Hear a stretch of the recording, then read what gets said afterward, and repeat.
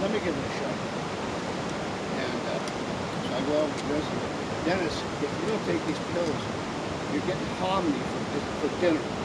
And he goes, and he sticks his tongue out like, Yeah, I used to do he that. sticks his tongue out, to put the pills on his tongue, when I told him, when I threatened him with hominy.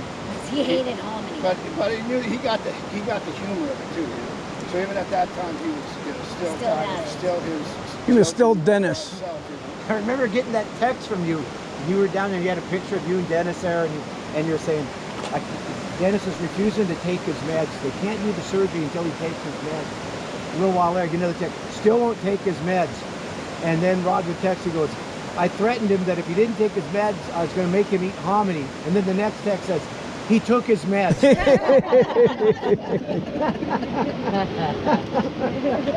And the last thing he said, I was watching Star Trek The Next Generation, but he hadn't really said anything for a long time. And the nurse walked in and she said,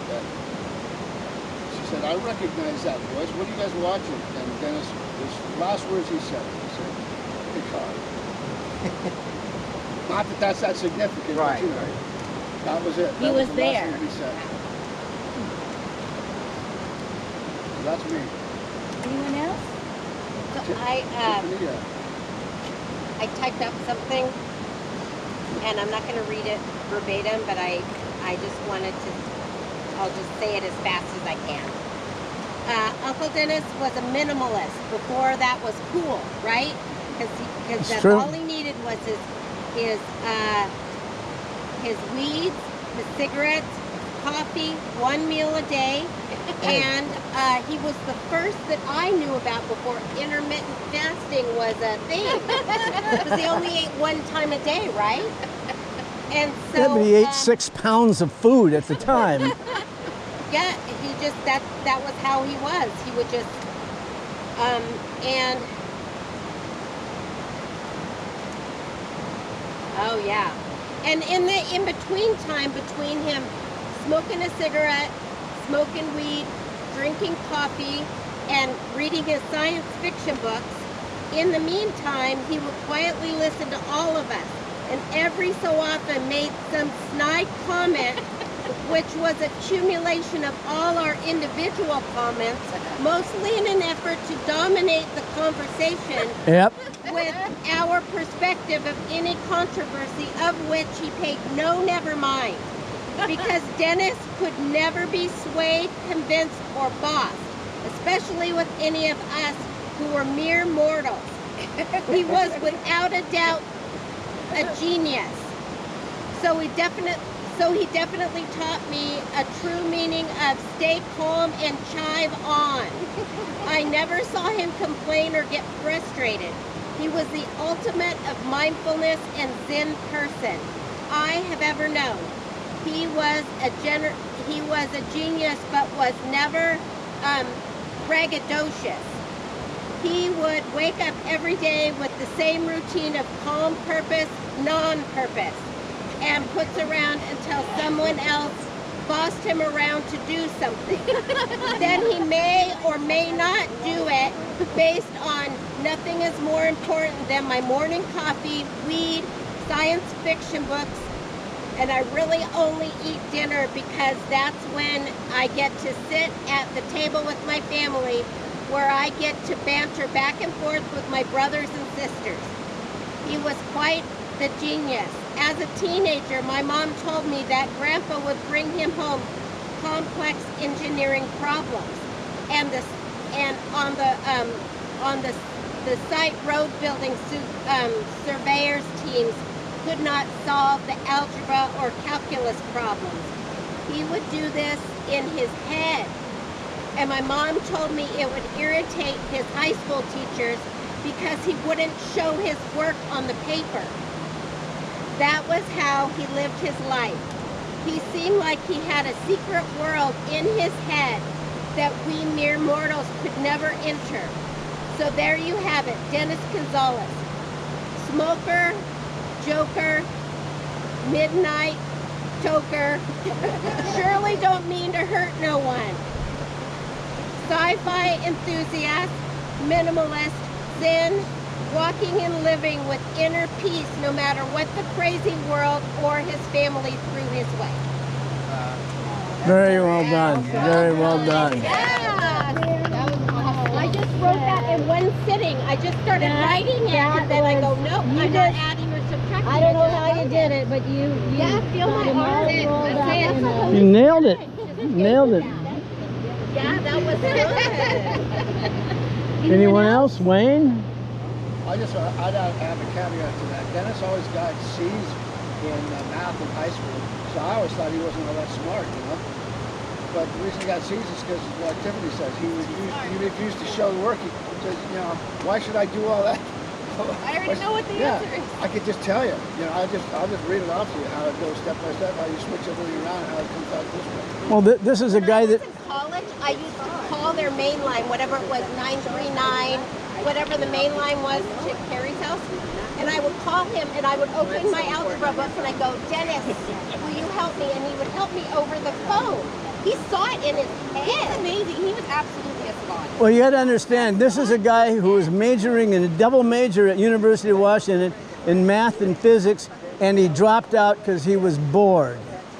Right. It bored, I mean, literally, seriously, it cut into his getting high time, but it just became boring to him. Well, he You told know? me that he also passed one of his physics classes. He didn't show up at all, and he showed up at the end of the term and solved this crazy long, complex problem.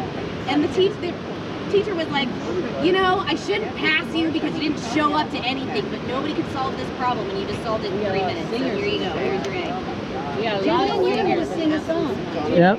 And that was a dream come true to Dennis to pass a difficult course in one sitting. Not even show up. So Julian has a song he wants to sing.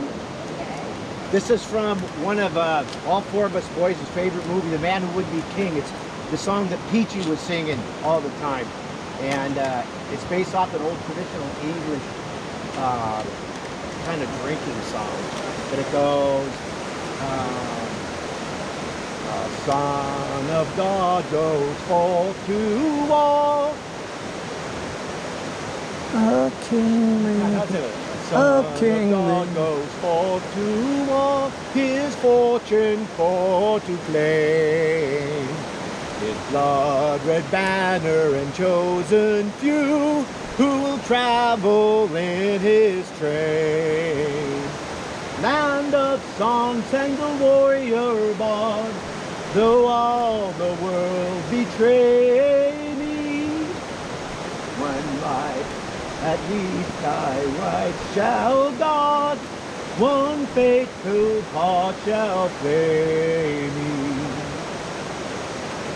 A minstrel fell, but the foeman's chains could not drag his proud soul under. The harp he wore never played again, for they tore its cords asunder. He said, no chain shall sully me, my soul of love and purity. My song was made for the brave and free, and shall not sound in slavery. That's it. Very nicely done. Well, Peachy Tolliver Carnahan. Esquire. Does anybody have Dennis stories to tell? well, let's see. Let's let these guys go through.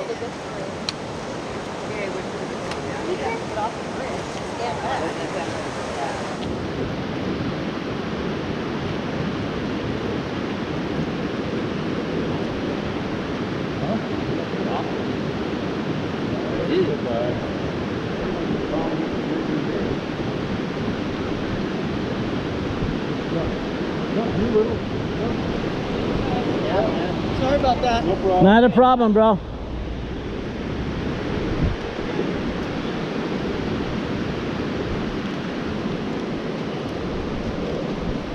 Chauncey, do you have a lighter? Yeah. Fire? I want to start a fire. What do I do, hanky panky?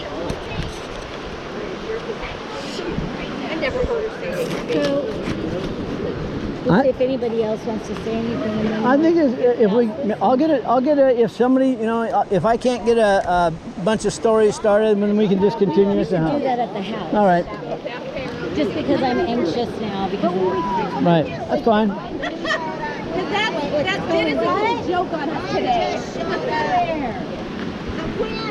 Oh, yeah, she's a cool breed. She came to get Dennis. All right, you guys, the time has come. You showed up yesterday. We must partake of the flowers. We were walking across the street to Teresa's last night. Everyone does it. Has some communion at a house. Right before you got your mic. Leslie felt that Dennis needed a dog in heaven. Oh, so For you, Dennis, I don't smoke pot, but so she sent me with some of Tiha's ashes because they got along really well. She looked all over and the computer ate her picture of Dennis. I'll take it. Of Dennis and Tiha in the snow in Las Vegas. Right here next. I can't take much. It's not as much fun now that it's legal. where's the port? Right there. I actually like it better. Now you don't have to be afraid. You know, people's attitudes are different. I like that one. Yeah, the scoop. I took the edge off, you know. It was. Yeah, I'll tell you what, a lot of people have anxiety and that's what it helps. So. I actually have a Dennis. I'm not really good at telling stories, but All right. and I'll cry. So up on the island, we got Dennis a job working in the engineering and gardening department for Rosario Resort. And okay, his final days before they fired him, she just, Sam would come to me and she'd go, Dawn, this is 4 years later. He did a really good job, but then he wouldn't do anything but rake leaves. I can't get him to do anything. Just go paint that room. She'd find him on the other side of the property raking leaves. So eventually but anyways, while he was working this job, somebody was coming down a pretty steep hill leading to Rosario. There's a big rock down there. And they crashed and that car caught on fire. And while everybody stood back, freaking out, Dennis calmly walked up into this fiery mass and pulled her from the car. Wow. And saved her.